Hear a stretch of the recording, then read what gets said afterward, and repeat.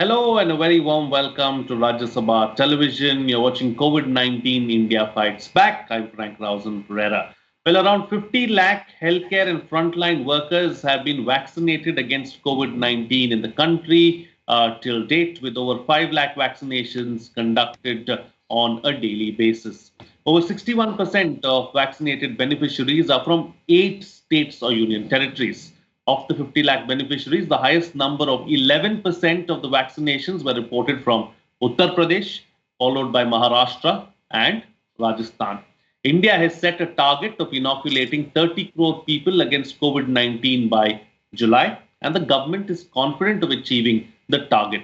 Public health experts, however, believe that the country needs to do a lot more to achieve this target. In this edition of COVID 19 India Fights Back, we will analyze how to accelerate the vaccination drive. Joining me on the program today are Dr. R.K. Dhiman, Director, Sanjay Gandhi Postgraduate Institute of Medical Sciences, Lucknow; Professor Narendra Kumar Arora, Chairman, COVID-19 Working Group of NTAGI; and Professor Sunila Garg, Head, Community Medicine, MAMC. Thank you to my panelists for joining me on this edition of COVID-19 India Fights Back.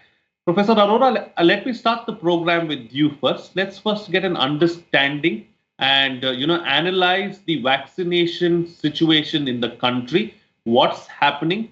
How is the vaccination drive progressing? First of all, it's a matter of great pride that we are among the frontline countries which have started the COVID-19 vaccination program.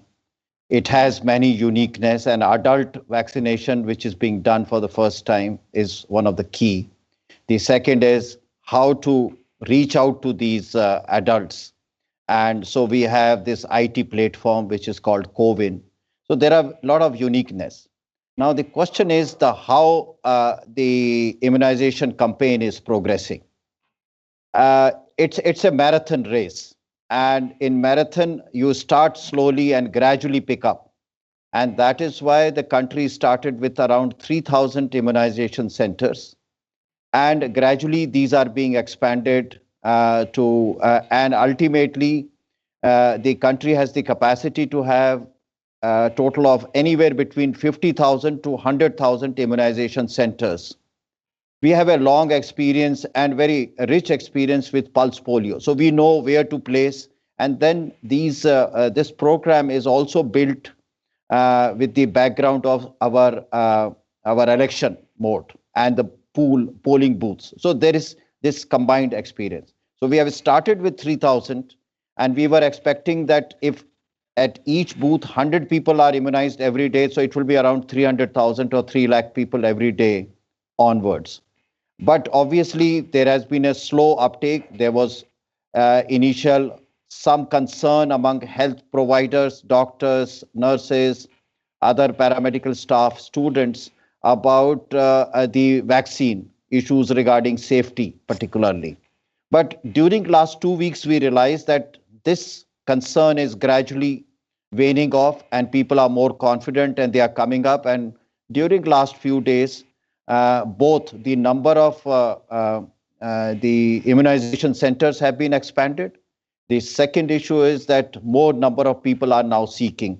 And for last 2 days, police people, security personnel, and municipal karamcharis all have also have started on immunization program. So we must here, we should take pride that India is doing, as far as the rolling out is concerned, we are the fastest. We have achieved 5 million target in about 2 weeks. No other country was able to do it. So we are doing very well. And I think gradually we will keep on expanding both the immunization centers so that more number of people can come and get immunized. So we have almost reached around 70% coverage, whatever is the expected. And we feel that by the end of this month, we should be full-fledged. Whatever numbers is expected every day, we should be able to complete that. Absolutely. All right. So, Dr. Dhiman, let me come across to you now. So, as Professor Arora was pointing out, What is it that is working in our favor that we've been able to inoculate 50 lakh healthcare and frontline workers?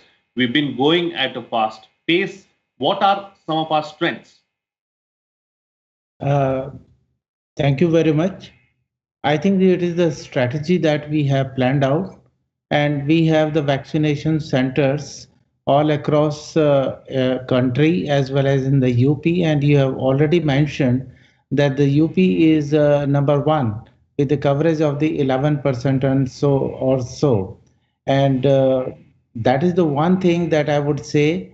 And the COVID is playing a very important role, that the most of the healthcare workers and including also the frontline workers have the data has already been uploaded, and we already get the number of the people they have to be the vaccinated in the following day. But as the coverage on the initial days, it was not that high. In UP, particularly the Lucknow, it was around 50%. But the strategy has been changed accordingly. Now the list is available at least 3 days in advance, so that we were be able to connect to all the people. And the most important thing that we found, that many of the mobile number those were there, around 30% was not correct, or even if they correct, the people were not responding on to those telephone number. So in that sense, then we have updated the information, and as a result, 48% on the day one, that was the 19th of the January. Now, yesterday, it has gone up to the 78%. What Very Dr. nice. Arora has said, that we have experienced that kind of a thing. But I think that is not enough.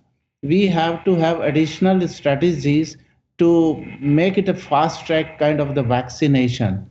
If you want, then I can elaborate upon those strategies also. Absolutely. We'll come back to, what kind of strategies we need to adopt going forward to ensure that we reach our target of 30 crore inoculation by July 2021, which is in 6 months' time. But, coming to you now, Professor Garg, there is a sense really among many people, that the vaccination is not safe, they don't want to go ahead with it, or there is a sense of reluctance. Why is that so? And how do we mitigate that? See, number one thing, as has been pointed out in the beginning, is that this is for the first time we are going for the adult vaccination, despite the flu vaccination and all being available, but we never went at such a mass scale. Number one. Number two is also we have to prepare even our healthcare providers with a strong information, because we are vaccinating adults who are bound to suffer from different kinds of comorbidities.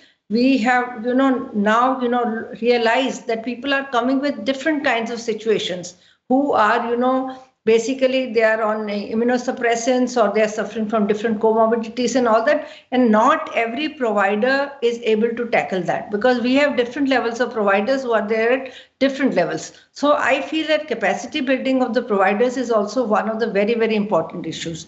And the second thing which is very important is also that at every level, wherever this vaccination point is there, because around one cold chain we can create 4 or 5 vaccination points, whether it is AIIMS or it is my own hospital, Loknaik Hospital, or in Lucknow and all that, because so that we can at least do the target of 100.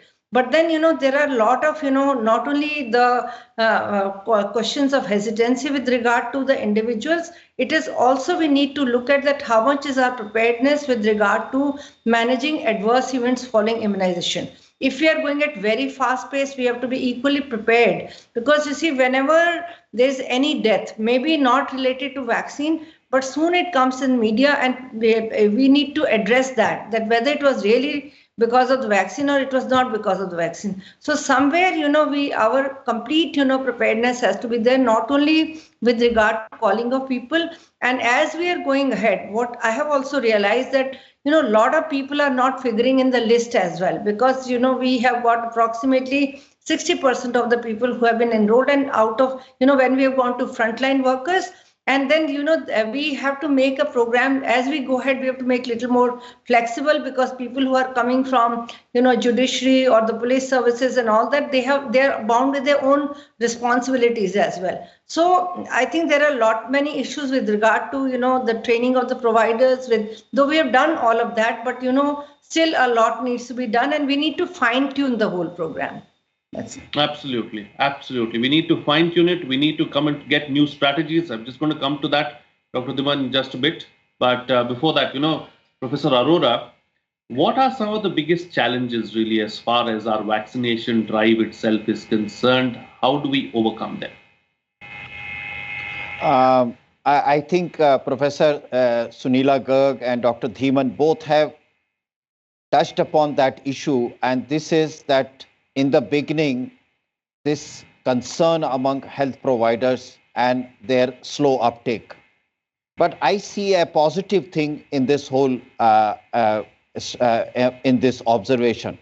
So initially, although the uptake has been slow, but I think because they were all health providers and there have been no major events during last 2 weeks or so, when we have covered 5 million.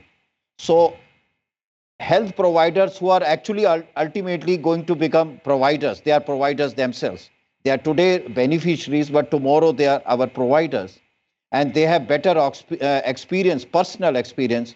So I see that they would be able to, as the immunization and beneficiary base widens, they will be able to convince all the beneficiaries with better conviction and confidence, because they themselves have not suffered. But adverse events is something which Sunila ji is very rightly said, that we need to have a very robust vaccine safety surveillance and response. So here I would like to say that for vaccine safety, the expert panel at all levels, from national to state to district, is now expanded. We already have adult physicians as part of this panel, because previously they were not. So we have cardiologists, neurologists, endocrinologists, and general physicians as part of this expert panel. And the second, challenge is that as major events occur, there are two types of major events which create concern. One is death, obviously. The second is anybody after vaccination, if the person gets admitted in a hospital, that is also of concern. So these are also called serious AEFIs or adverse events. And a systematic causality assessment, as the things are moving, we should be able to do it.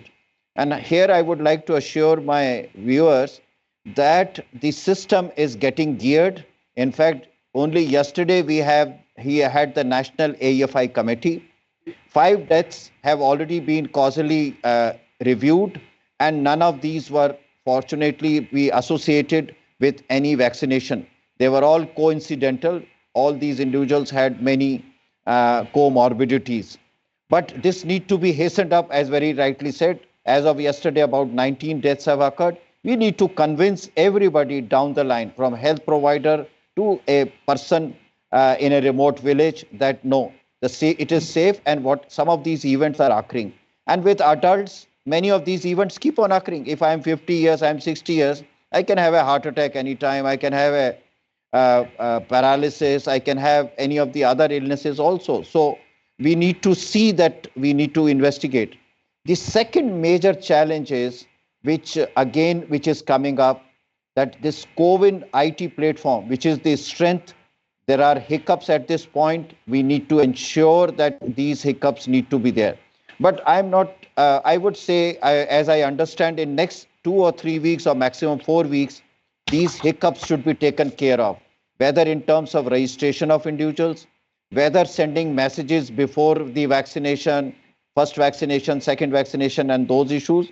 And third is also registration issues, and see that the list is complete. And finally, what Sunila ji has said, that flexibility is very important. Many of us will not be able to come exactly on 28 days. So how I manage in a way that this flexibility is captured and incorporated into the program operations. And finally, I must see that there is some kind of a follow-up. There are 2 or 3 things which are likely to happen. The health providers, almost 60% of our health providers are young women. At the moment, pregnancy is a contraindication. But there is a possibility that there may be, some of them may get inadvertently pregnant. So somebody who comes today may not know, she may not know that she has conceived, or between first and second dose she can conceive. So those are possibilities, and we need to build up a program to see that these women who get inadvertently vaccinated, they are meticulously followed up for any adverse event. The third thing is that while we are moving forward, some rare adverse events, if they occur, we have to set up a system, and the system is in process, which is called active AFI surveillance. It has to be done in tertiary care hospitals. And finally, the issue that there is no stockouts, like it has happened in UK. They had a stockout of the vaccine, so they started increasing the interval between between first and second dose. So those are issues which we will have to manage. And as we move forward, I am sure some of the challenges are going to be on real-time basis, and they have to be resolved. Absolutely, absolutely. All right. So, Dr. Dhiman, let's talk about some of the strategies that we can adopt going forward to ensure that the coverage is increased so that the drive goes as planned. I think this is the major challenge in front of us. Despite having the free vaccination, and we are not able to achieve the 100% that we wish in this situation. So there are the several things that I would say. The first one is, whatever we are having at the moment, we should have a proactive approach. I have already deliberated to some extent in that direction. Suppose we have the list of the 1,000 persons, and there has to be the 1,000 vaccination. It is next to the impossible that we can convince and we can have all 1,000 people and get the vaccination also. In that situation, I would suggest that I have already told you one strategy, that we should have the list at least 3 days or 72 hours in advance, so that we can communicate to them. And after communication, you would find approximately 30% of the people, either they are not coming or we are unable to contact them. In that situation, we should have a second list already prepared, so that we can call another 30%, or making it to the 1,000 people slot. Means whatever our target, we should be able to achieve it. In fact, I have recommended to my government over here, suppose your target is 1,000, you should have a list of the 2,000, so that we can achieve the 1,000 target at that kind of a thing. And already the pointed out by Dr. Arora is the flexibility actually. The people who are there, we should have the vaccination for those people also. What you can say that the walk-in vaccination, that is another very important thing. Whatever the what is the walk-in vaccination? If you have the data of a person, whatever is required for the COVID registration, if the person is already registered and you are unable to have that kind of this setup or set targets, in that situation you can fill up the target by having the walk-in vaccination program also. That is very, very important. And another thing is that now you have in 3,000 vaccination sites, you must increase them also. That is another option, that we can increase the vaccination site. Suppose if we increase by the 20% or 30% of the vaccination site, then you expect that the similar proportional increase of the vaccinations of the people. So because our target is that we have to achieve the full vaccination. And another is that now it is entirely a government program also. So you can go to the private sector also. The other institutions also, which can include the colleges, schools, and the private hospital or the private companies, they can chip in also to increase the vaccination also. Because I remember my vaccination in the school days, they were not done at my home, they were done in the schools. If you remember, all of you. So that kind of the strategies are also can be employed. And last, but I personally feel that is very, very important. That is that the vaccination can be done in an election mode also. So you can go from the door to door also, and you can vaccinate there also, or convince them you come tomorrow for the vaccination. That is another strategy. And we can declare the holiday also, that today is the vaccination day. Everybody has to go to the vaccination site and go for the vaccination. So there are so many things that we can plan out. For example, to increase the voting. So you just say that this particular day is a holiday, whether it is a state holiday or the district holiday or the holidays, whatever kind of a thing. So just to promote the people coming out of the offices, coming out of the work also, and go for the vaccination and come back. That is the strategy, I think, that could be proven in the best interest for increasing the or accelerating the vaccination. All right. Dr. Dhiman has pointed out several steps and strategies really as far as what needs to be done going forward and how we can make this a grand success. Since we are here, Professor Garg, let's also talk about the importance of inoculation and importance of the vaccination itself. See, this is a proven fact that, as I was telling earlier also, that herd immunity will only come with the vaccine. It will not come with the disease. We don't have to be very happy about the fact that, 50% of our population has been infected or 25% in a particular place, because we have to remember that this is a new virus with which we are dealing, and, it is behaving in very different manners also. And also simultaneously, we cannot ignore the fact that their mutations are also happening. So we need to look at mutation part, we need to look at the virus part, and we need to discuss, properly as to exactly, mutations are taking place in what form. You see, like we were also talking about the vaccination and how much effective, they are against the UK strain, they are against the African strain and all.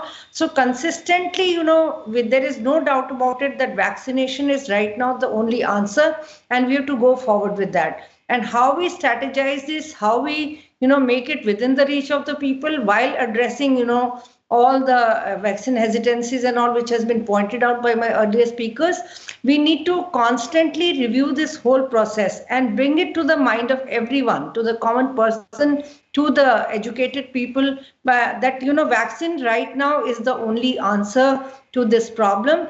And over a period of time, as we will go ahead, our research and development is also going to go ahead and take a newer shape as well. So even the vaccine companies are also going to look at that, and they're going to take trials with regard to children as well. And as Dr. Arora pointed out, and at that time I was already thinking, and Dr. Dhiman said that why don't we make a phone call? So if a phone call is made earlier, a day before, or on the same day also, they can ask about, whether the woman has missed a period and all that. So we are a little cautious about, eliminating the women who are, pregnant women. So these are some of the things. But as of now, the people have to get this message very clearly that this vaccine right now is the only answer, but they have a lot of queries, so their healthcare providers definitely will take care. Like I was discussing in morning with one of the other groups exactly, how the doctors themselves are encouraging, other people to come forward for vaccination because of, they will say smaller things like my C-reactive protein is more than 1 and I am suffering from my ESR counts are high and all that, so that's where our every provider also needs to be, I was telling to Dr. Arora as well, that we need to have a capacity building of our people so that all the myths and misconceptions have got to be removed, and we need to reach, as I always say, the last mile with regard to vaccination. Absolutely. All right. Time to get quick closing comments on the program now with the best way forward. We've got limited time on the program, so I'm going to ask my panelists to be brief, starting first with you, Professor Arora. So one question repeatedly being asked is that we had a peak of 100,000 cases in September. Now it has come down to around 10,000, 12,000. What is the need of vaccination?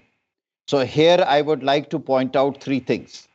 Why vaccination is important at this time. One, that all viral illnesses have ups and downs. They come in waves. Some viruses have weeks or months in waves, others have years. So this is the weakest time when these waves are down. And that is what we see the behavior of coronavirus in India, most of the states, that it is at its lowest. You can see at some places like Kerala, it is up, but wherever most of the country, it is at low point. Second, from polio, we know that when the curve is at its lowest point, basically it shows low transmission. And at that time, when we have massive immunization, it hits the virus hard. So you hit the enemy when it is the weakest. And so this is the best time to hit and get the vaccination. Third point, and third is that earlier we vaccinate all our population or the maximum population, the risk of mutation is decreased. And that is why the problem related to the mutation in other countries will also be taken care. So this is the best time to get immunized. I will request everybody that please proactively go and get yourself vaccinated. This is the finest time for we as individuals, we as families, and we as communities. Thank you. Absolutely. Dr. Dhiman. I would say that we are passing through a very golden time. Why I'm saying the golden time? Because at the moment there is the lowest number of the COVID patients, what Dr. Arora has said. And we have the window now that we can conquer upon the COVID-19 also. So this is the best time to go for the vaccination. I would say the vaccination is absolutely safe. We have already done the vaccination over 5 million, over 50 lakh people also, and we have not seen any very serious side effects. Whatever were there, they were only the coincidences. Therefore, I would say that this is the best time. The second comment would be on the mutant virus also. As already been pointed out, if we control the current infection at the same time get vaccinated, so the chances of the emergence of the mutant virus would be very, very low. And it is possible that the current vaccination is also effective against the mutant virus. So don't miss the chance. And the window that we are having, it is a narrow window. So whatever we are going to have the vaccination, it has to be very quick, and maybe possibly by August or the July, we should be able to have at least the coverage of 60 to 70% of the vaccination. That's what the data shows as of now. All right. And Professor Garg, close the show for us with your concluding remarks. Yeah, as National President-elect of OMAG, that is Organized Medicine Academic Guild, which is a combination of 15 professional associations, and it includes All India Institute of Medical Sciences also. Our punchline is that vaccine or virus, the choice is yours. Mine has been vaccine. What about you? So we have to go ahead with the vaccine. Thank you. That's a great punchline. That's a good one. I hope more people take that punchline and get the actual punch that is required, or the jab in this case. So let's hope that we get over the pandemic as soon as possible. It's good for all of us. It's good for the country, and it's good for the entire world as well. With that, I'll call it a wrap on this edition of COVID-19 India Fights Back. Thank you to my panelists for joining me on the program and putting things into perspective for us. Thank you.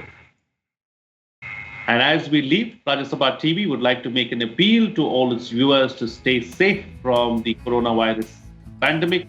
Remember to wear a mask whenever you're stepping outside, wash your hands and your face regularly, and maintain physical distancing whenever you step outside. These small steps can go a long way in defeating the pandemic. That's it from me. See you again next time.